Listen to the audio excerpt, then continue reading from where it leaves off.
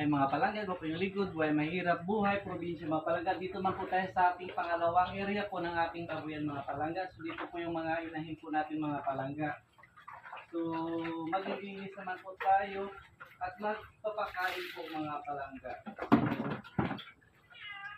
Sipag at syaga ang una na po ngayon dito mga palangga para tayo po ay para tayo po ay sumalang araw po mga palangga. Kaya habang tayo pa po ng ating kagawa mga palangga, trabaho na po tayo mga palangga. So, bawat oras po nyo tayo yung likod po ay mga palangga. Kaya double time po tayo mga palangga.